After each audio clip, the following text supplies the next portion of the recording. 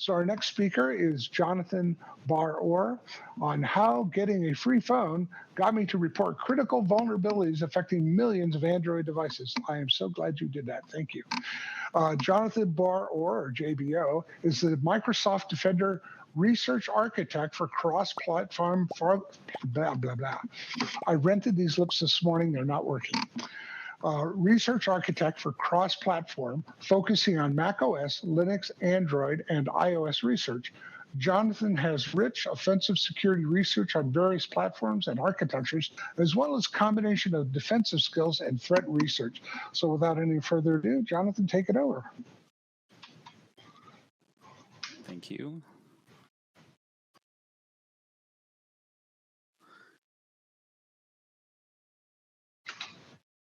Yeah, you need to pick up a microphone in order to I know. Hold on. Turn it on.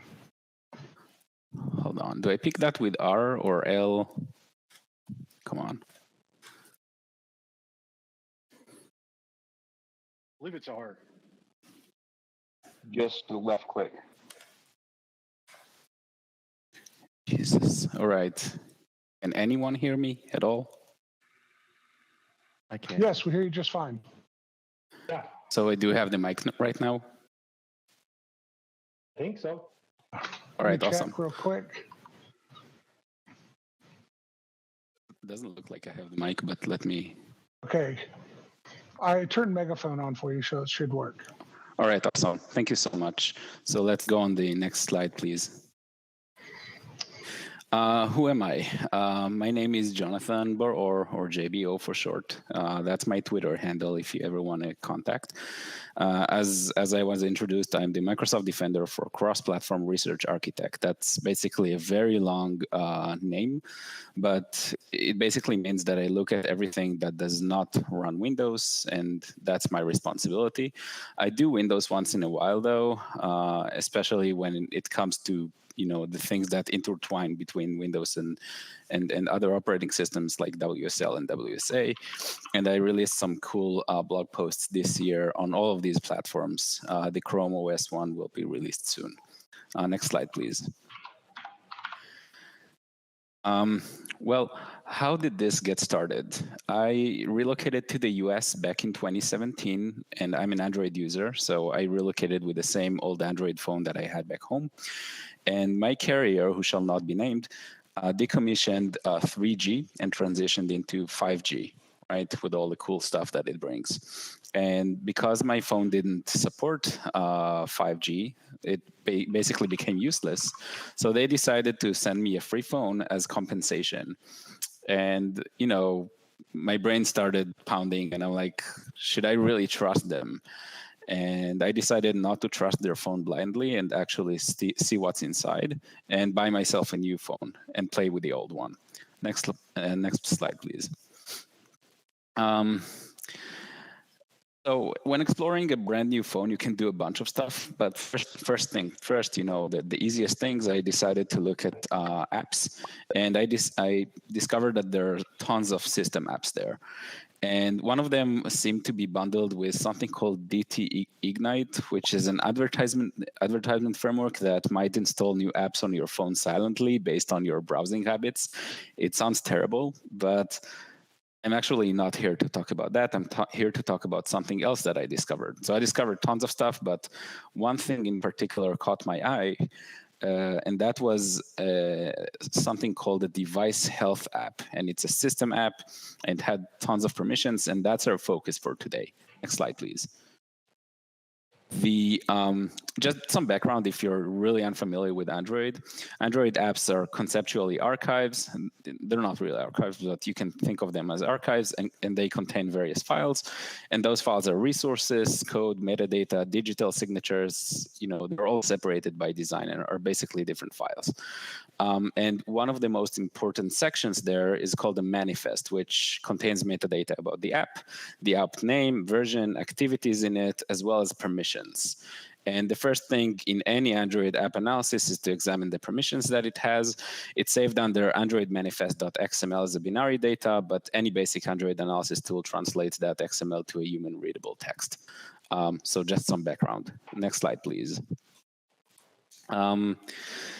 And this is a list. I don't know how much you can see with the Altspace VR thingy, but this is a pretty big list of what the app is capable of doing. And basically, it can access the internet, access Wi-Fi state, read phone state, read external storage, get packages size, use the camera, use the fingerprints, record audio, read phone numbers, and it can do a bunch of stuff that is really overwhelming what it can do. So and the list goes on and on. This is just a partial screenshot. So just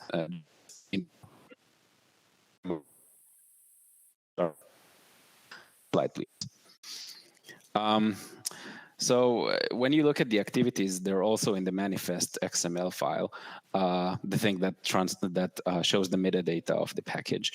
You can see that there is the main activity called com.mce main activity, and then there are a bunch of other stuff there, like the actions and so on.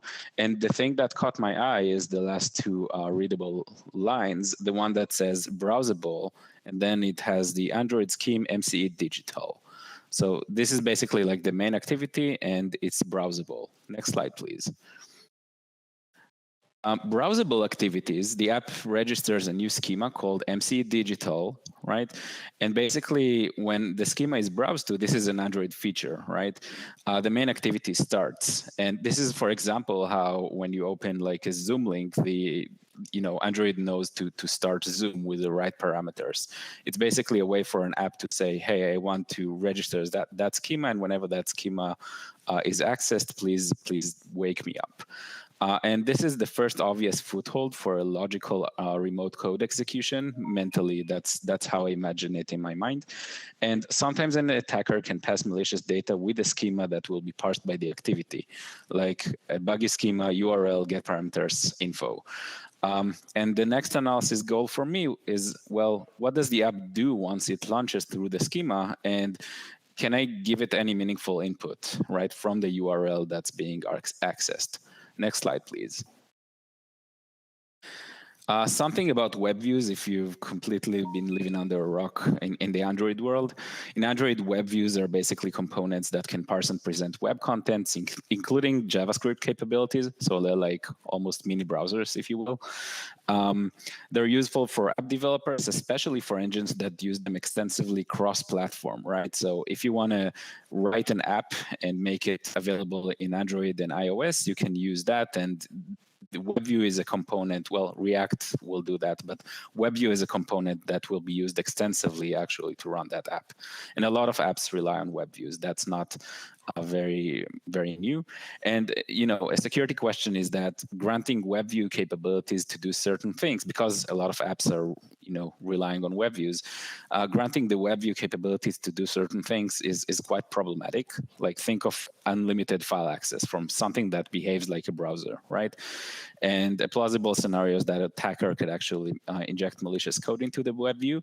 And the question is, how does Android solve this problem? Next slide, please. And this is achieved by something called an Android JS bridge. An app creates a web view, and it can declare a JavaScript interface and attach it to the web view. And from that point on, the web view can actually invoke methods in the app by that interface and get responses back. The data that can be sent is limited to primitive data types in the Java virtual machine. And this is what's called an Android JS bridge. Next slide, please.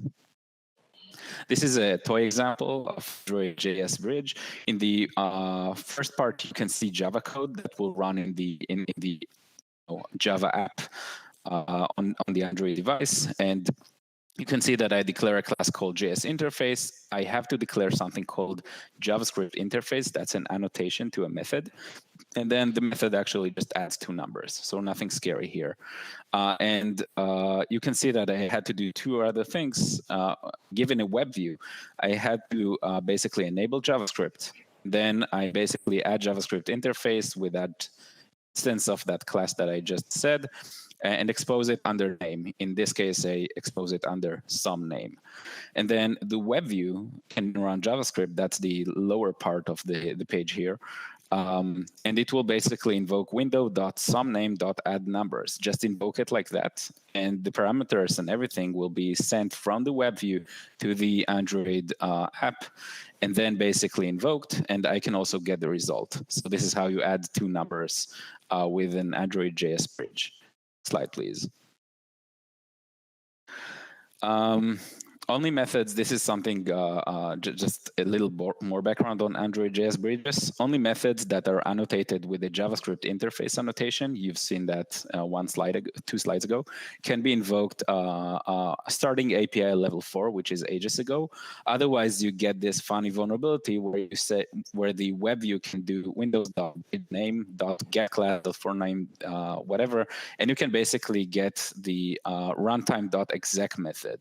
Right, this happened in 2004 or something, so very, very old, and you can't do that anymore after like Android API level 4. And therefore, what I'm trying to say is that an analysis of a JS interface should examine the methods that are annotated with that JavaScript interface, right? So this is kind of like a background on why I'm doing what I'm doing. Next slide, please. If we're going back to my app analysis, we have the health app, right? And the health app basically is browsable. And one thing that I discovered is that it also has a web view called Jarvis Web View. That's how they expose it to the, actually not expose it. This is how they declare it in the classes there. And the web view has an attached JavaScript interface called Jarvis JS interface. That's just the name that they expose. And the interfaces can be accessed from within the web page via the JavaScript bridges and invoke accessible methods. Just so, and one remark is that they're notorious for trust issues, right? In many cases, the app can blindly trust the web view's input, right? And next slide, please.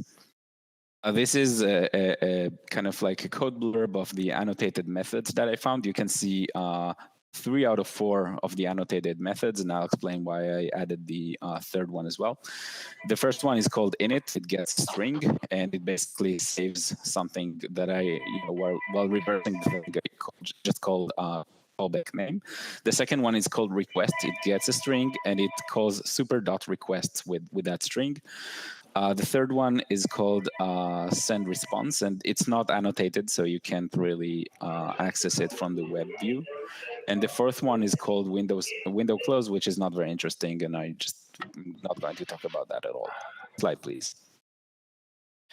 From a software design perspective, the Jarvis JS interface that we saw in the app, it works as an asynchronous server to the JavaScript client. It gets requests in the 3 methods that I've just shown you, and returns callbacks by injecting JavaScript back to the web view. So this kind of explains the stuff that we saw earlier. Init basically gets a string and saves it. That string is going to be used later as a callback function, JavaScript function, to the client. Close window is not very interesting, and request serves the requests from the JavaScript client. And this also explains the response methods that we saw earlier. The response methods, would you actually mind going back 1 slide? Is that possible? Oh, awesome, thank you.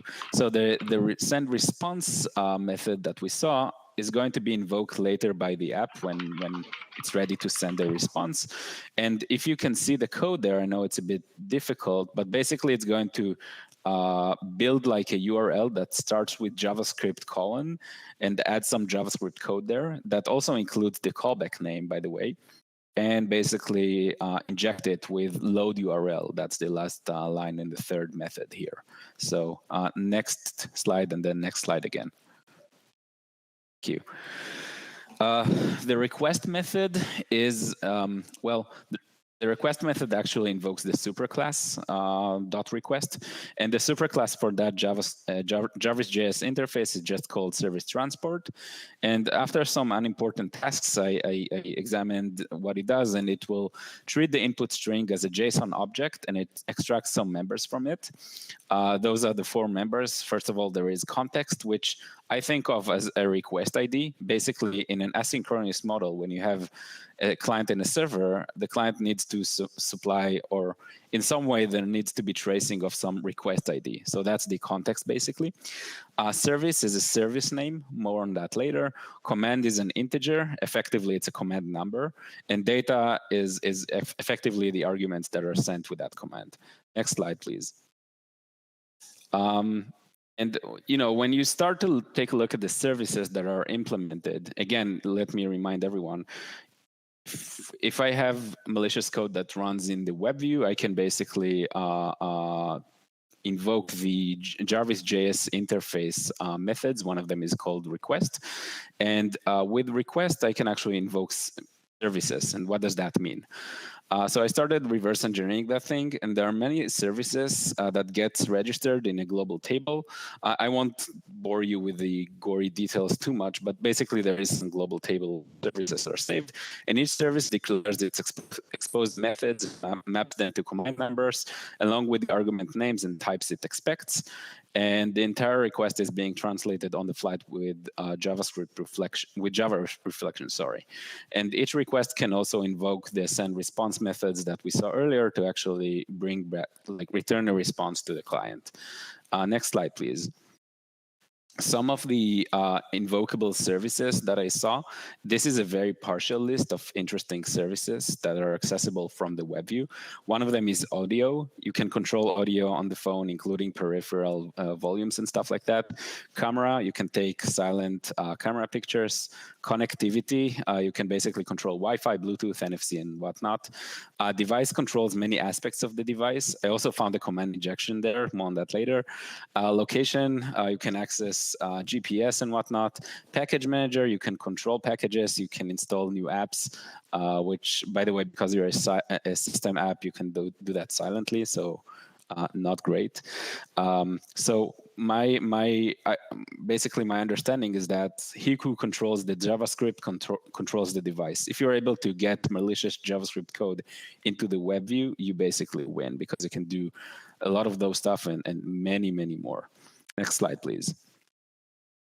This is an example of the camera service. This is actually how the code looks like after some predefining by me.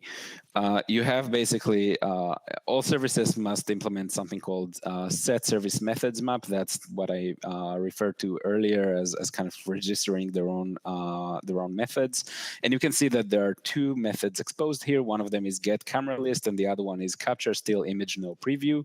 And get camera list basically gets no arguments, and capture still image no preview gets one argument, which is called camera ID, and it's a string.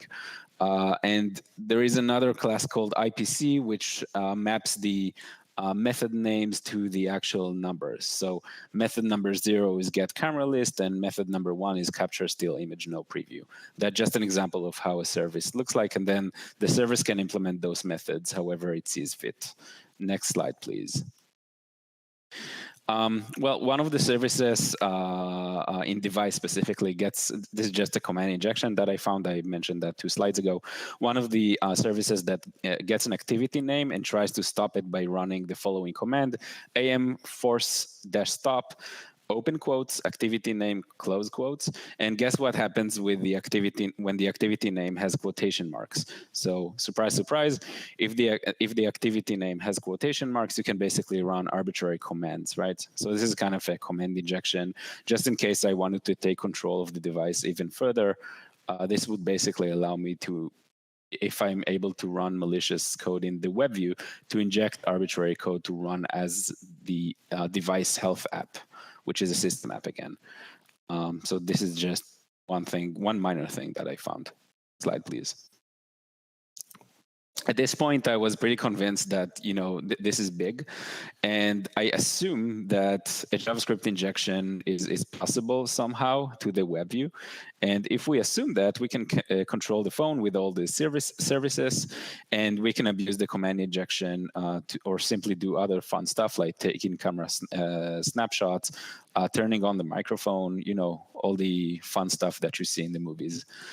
So, you have to do this kind of mental exercise. And I was like, this is too good not to inject into. There must be a way. So even before I was convinced I'm going to inject into the web view, I basically implemented my own exploit, which is kind of like a post exploit if you think about it, because you still have to inject into the web view. And this is what I did. Next slide, please. This is kind of like a post exploit code. You basically implement just the thing that the web view is supposed to implement, right? So basically, create some map. I created a C2 just for us to have fun, and you can invoke that with Ajax, and you can set the callback. If you can see in the last part, it says window.response callback equals whatever, and then you can actually call the bridge and initiate that with whatnot. Next slide, please. And this is kind of like a generic code for the send request part. This actually sends a request to the web view, to the JS bridge, sorry. And this makes everything very simple, because now if you look at the right part, you'll see that it says, basically this is how you run stuff from the web view if you could inject into it.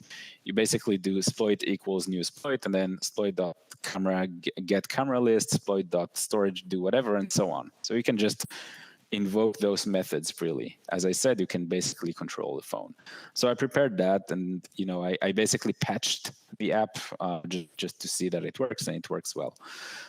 Next slide, please. Kind of like a mid-talk summary, because we've been through a lot. We have a system app. That system app is pre-installed on the phone, and it has a remotely invocable main activity through a browsable activity, right? The MCE digital thing. The activity loads a web view, right? That if, and I put a strong emphasis on if injected into, can essentially take over the phone.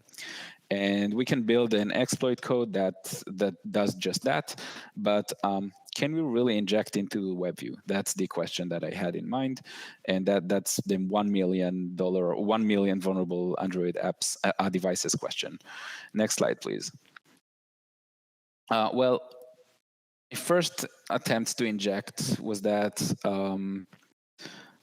I discovered that the page that is being loaded to the web view is actually embedded in the app itself as an asset. So a web view can, just like a normal browser, can just load stuff from HTTP, or it can load stuff from like file, // right? Like an asset. And this is what happens in this case. And the JavaScript code that runs on the web view is quite obfuscated and was extremely long, like 100K lines long. And, at this point, by the way, I did forget to mention, but it became too big for me, and I'm like, okay, let's involve our Android team, because why not? And I basically involved our Android V team in Defender, and we reversed engineered parts of it, but we couldn't find meaningful ways to affect the behavior from the browsable intent. So that was kind of a bummer. And the second hope that I had was to basically have kind of like a person in the middle story. If the app is opened and the web view opens a plain text page, I can basically inject just because I'm like a person in the middle between the phone and the internet. And we did find several scenarios when that happens, and this is kind of like a success, right? Because basically what you have to do right now is, in my opinion, it's not trivial, but it's not impossible. Next slide, please. So the scenario for remote code execution in this case, be a person in the middle, right? You can achieve that in numerous ways. Like I can open, a Starbucks Wi-Fi on my phone or something. I can, control your router or do other stuff. Send a link to the target or inject it into a normal plain text web view that the target just browses into, and trigger the browsable activity, the MCE digital thing. Because the MCE digital browser activity actually kicks in, and it's registered by that device health app, which is a system app that was, by the way, hidden from the UI. The app kicks in, the app loads the web view, which runs complicated logic and ends up viewing more contents in plain text, right? Load stuff from external HTTP over plain text. And then I inject malicious JavaScript code into the plain text code, and I run my exploit, and I basically take over the phone. So that's pretty good. Next slide, please. It sounds like our kind of fun RCE on Android is over, but one thing that got me a bit worried or a bit intrigued was the fact that during the reverse engineering, we saw that, like, I got my phone from my carrier, but in all of the class names and whatnot, when reverse engineering that app, we didn't see that like carrier name at all. And we suspected that there is an entire framework which was not carrier specific, right? You did see that MCA digital thing and so on. And basically try to assess, we already had an RCE, and I was going to basically disclose it responsibly. But when assessing the number of affected devices, we decided to hunt for similar apps that might be using the same framework. And there is no shame to say we actually just used VirusTotal. And surprisingly, we discovered numerous telcos that use the same framework, right? So imagine all the big telcos. I will not mention anyone because I don't want to be sued, but imagine all the big telcos in America and whatnot. I mean, this was embedded in 5 of them, and big ones. There seemed to be some customization per telco.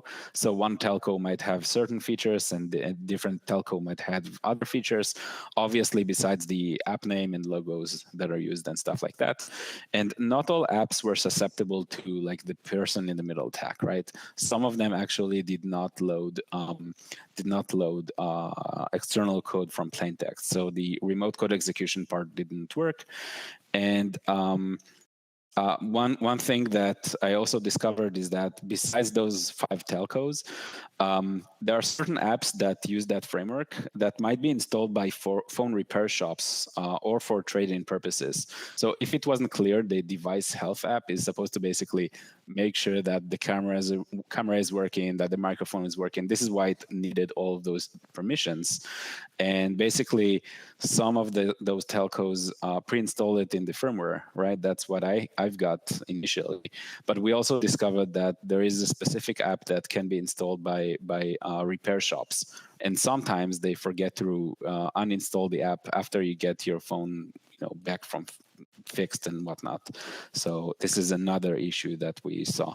And users are always, in this case, either because the app is baked into the firmware or because you got your phone fixed and someone installed an app unbeknownst to you.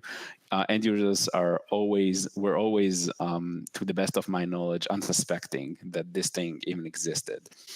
Next slide, please. So we decided to dig deeper and see if we could exploit the apps that were not susceptible to the person in the middle JavaScript injection attacks. And eventually we found a local JavaScript injection. And this is like, I won't actually wait for responses, but the question is, can you spot the injection opportunity with the next slide? So this is kind of like, this code is taken from multiple methods, but basically, the injection part actually resides in the last part, in the third part. But basically, what's going to happen here is that you get some parameter called flow input that I will mention what it does briefly in a sec. But basically, this flow input is going to be sent to the web views init function. The init function is going to basically see if it's empty, and if it's not empty, it's going to save it in some other member name. And later, that member name, if it's not empty, is going to be basically loaded into the web view with load URL again, just like the JavaScript injection that we saw earlier. Next slide, please. This is kind of like what I mentioned. There is a member called mflow SDK input. By the way, I have no idea what it's supposed to do. I never saw it actually being used, but member exists. And the member is a JSON object, stringified and purposely injected into the web view, as we saw. There is the interesting part, and this is where the injection kicks in.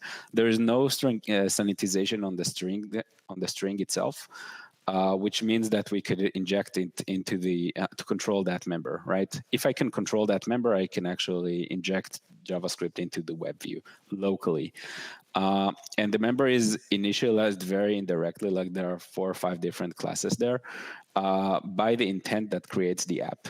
Interestingly, from a Google Fire-based parcel, it doesn't really matter that much, but just because it's funny to me. Next slide, please. I did have one pesky limitation that the entire payload, because we're talking about a JSON object and it's going to be, eventually turned into a string and then injected into the web view with a JavaScript injection. The entire payload can contain new lines because JSON stuff, but you can easily overcome that with eval A to B and then base64 encoded payload. So if you have a payload, you can just turn it into base64 and then add some code to unwrap and undo what you wanted, like this entire the entire base64 thingy. And basically, this is kind of like how you run JavaScript code in one line, right? Which is not a big thing, but still. Next slide, please. This has a nice PowerPoint animation. Kudos to me. In the left side, you can see the app itself. In the middle part, you can see the web view, and in the right part, there is an attacker, right? And basically, what's going to happen? And can you click one time, please? I prepared like the second stage JS loader. That's the first part where the entire payload where I assumed that I could inject. So I have that code, and then next click please. I wrap it with eval A to B and base64, but just to make it a one-liner. Next click please. I wrap it into some member that is called dynamic link. This is how Google Firebase works in this case. Next one, please. I wrap it into something called a parcel. This is how objects are basically being serialized in Android. Next, please. This thing is turned into bytes because this is how intents can just contain bytes. Next one, please. Then I wrap it into an intent. An intent, basically, I didn't mention it, but that's the way that that's like a very popular IPC in Android. Basically is the thing that all fires apps and activities and whatnot. Next click, please. So the intent gets into the app. Next click. And then the app digests the intent, unwraps it, takes the bytes, unwraps it, takes the parcel, unwraps it, and so on. It does all of those things, and eventually it will basically run the second stage JS loader. So it will load the JavaScript into the web view. Next one, please. The web view loads the JavaScript. The web view actually loads additional JavaScript from my C2. Next one, please. It invokes client requests, right? And next one, please.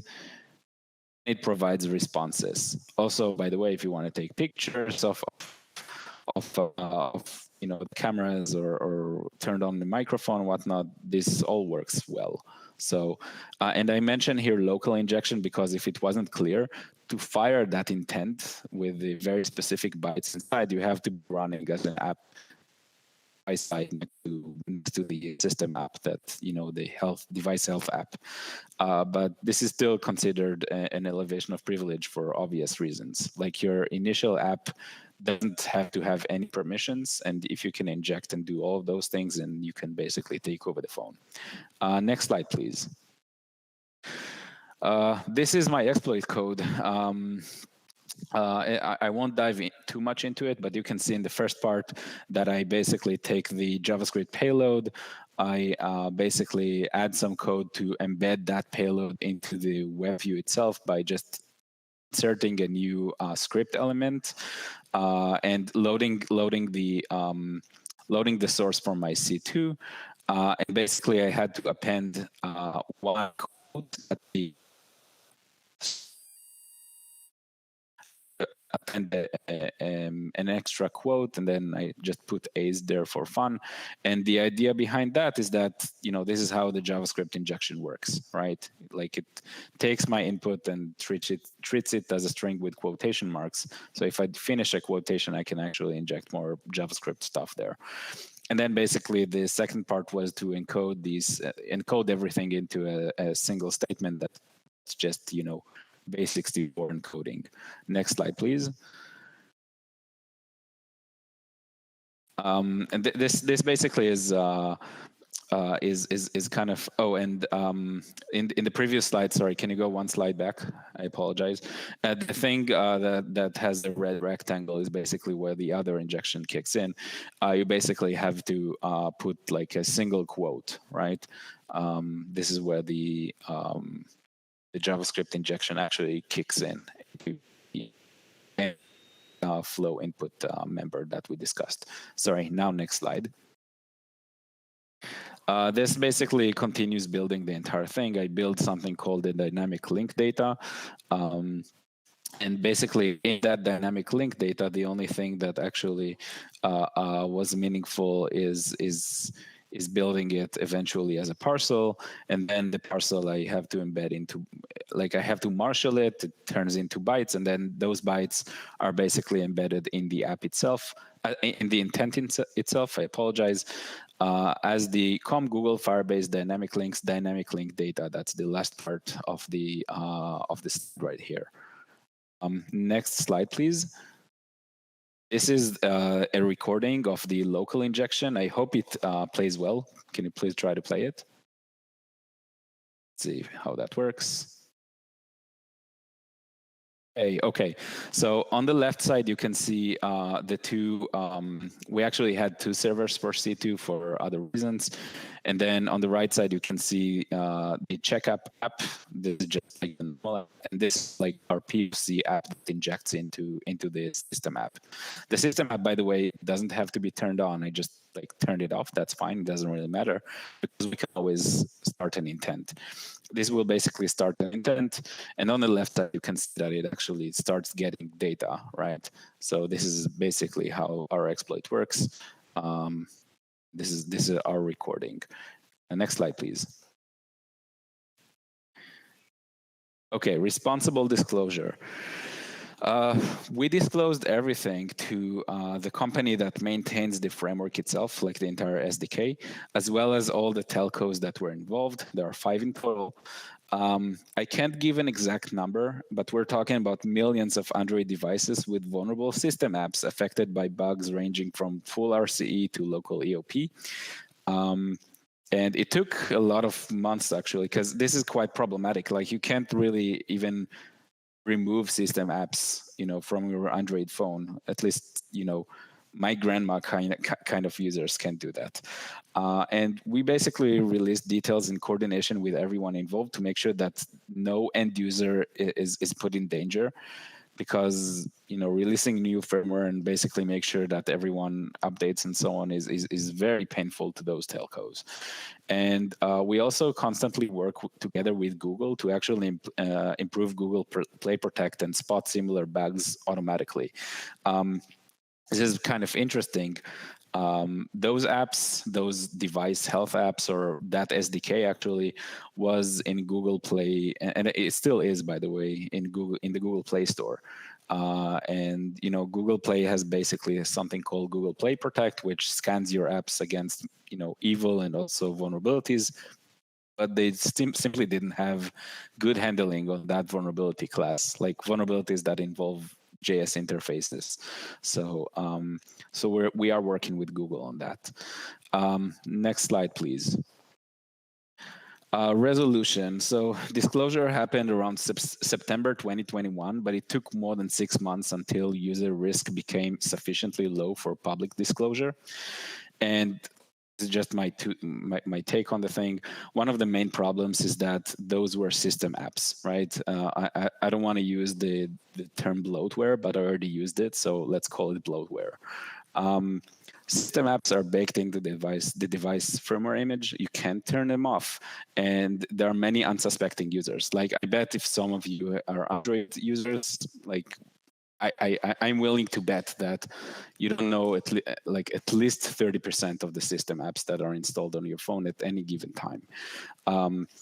And basically, me working as Microsoft for Defender, we also have Microsoft Defender on Android, and we support something called threat vulnerability management, which does indicate the existence of vulnerable apps. So if you have a vulnerable app on your phone, and specifically that set of vulnerabilities, we'd be able to at least tell you.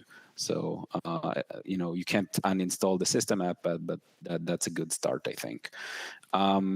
Next slide, please.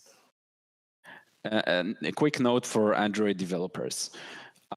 Overpowered web views with JS interfaces are the source of many interesting security bugs.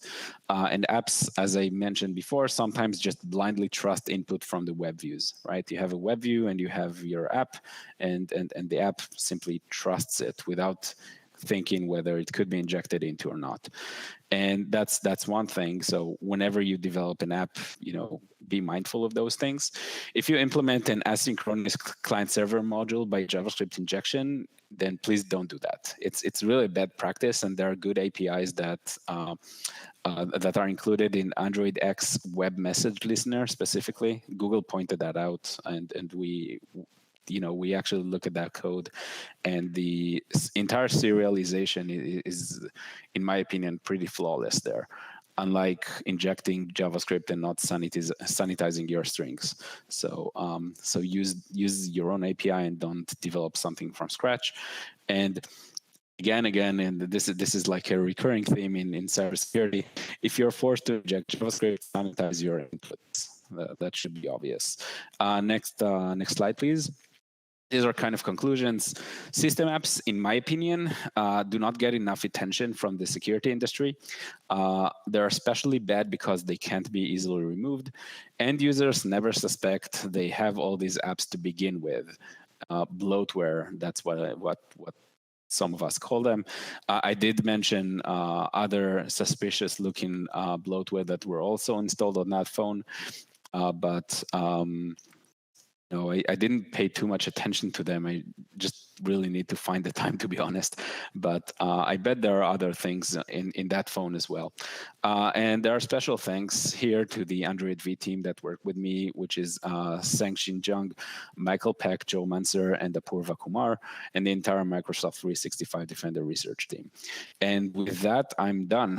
If you have any questions, please do ask them now, or you can just reach out over Twitter or something. My DMs are open. Thank you so much for attending. Okay, I have a question. Yes.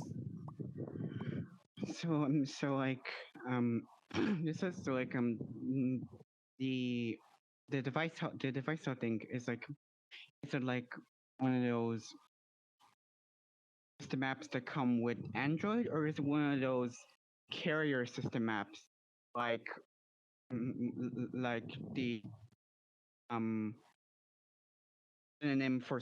synonym for running apps that you get when you get from that specific carrier? So it's actually, well, it's not done by Google or by, it's more of the latter than the former. Although you could actually, as I said, you can actually install that from Google Play, or if you ever get your phone fixed or traded in or something, it might be installed there already. So it can be either someone installing that, or it could be baked into your firmware just by the carrier itself. I hope that answers the question. Okay, yes. Okay, yeah. What's the carrier thing?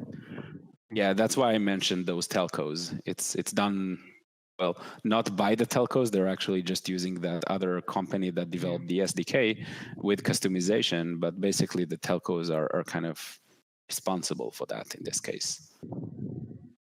Okay. Like, yeah. Like, go ahead. Like, I don't know. I'm just trying to think about, like, those kinds of those kind of exploits between, like those that how like you need root to remove like the system maps and stuff. Like I was thinking like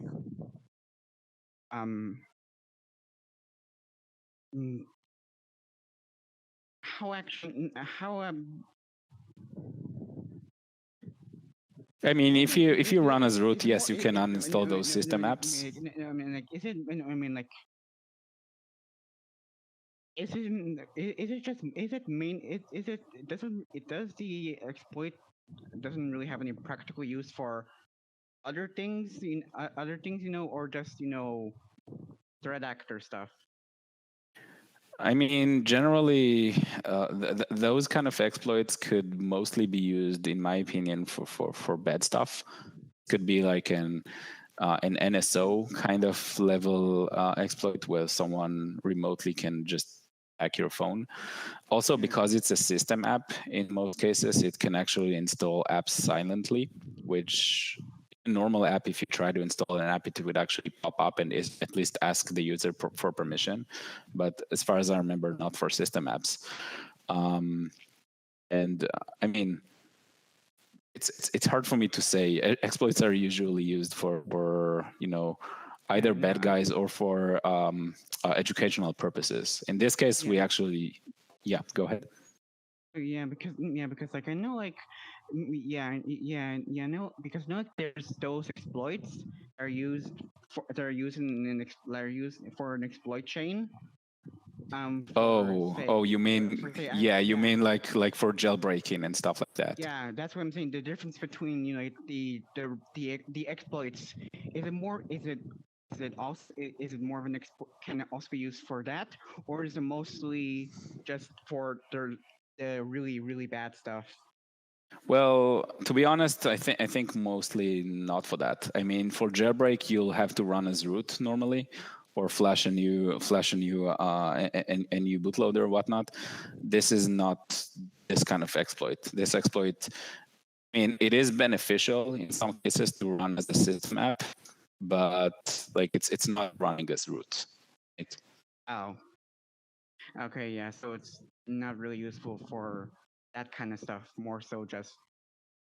No, it's mostly for bad guys. Yeah, that's what I was asking. Thank you. Any more questions? I wanted to ask, like, oftentimes I've heard horror stories of people revealing vulnerabilities with big companies and getting some negative responses.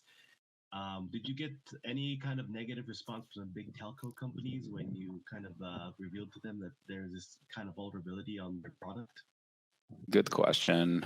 This is kind of like a political question, so it's hard for me to answer, but I would say that the responses were mixed. I think that the telco industry is not as mature as other companies, and they might not see you exploiting their stuff with a, they don't see it as a nice gesture, even though we really worked hard to do responsible disclosure. I didn't mention that, but after that company, the company that develops everything, patched everything, we actually tested to make sure that they did everything properly. We did code reviews and whatnot. So it's not just about the exploitation, it's also about how to get that fixed, and they were pretty collaborative, to be honest. The telcos, it's mixed. Some of them were really open and really, are really receptive to basically that kind of disclosure. Others were not as much and had to be convinced. In this case, I would say I'm lucky that I'm running. I'm basically part of a big company that can, someone important from my company can talk to someone important from that telco. But if you're an individual researcher, I don't know. I think it would have been much more difficult. I would probably say that. Large men in fancy suits would come for your house. Yeah. Hopefully not. Hopefully not. Yeah. I have a guard cat in my home, so awesome. Yes, yes, perfect. Yes, perfect. Thanks. Make sure he protects both the front and back door. Yeah. Well, I need another cat. More questions. Yeah. Awesome. Well, if there are any follow-up questions or you want to get more technical data or whatnot, just reach out to me. I do also macOS, Linux, Chrome OS, iOS, those sort of things. And I'm interested in everything that runs code. So thank you so much, and I'll see you guys around.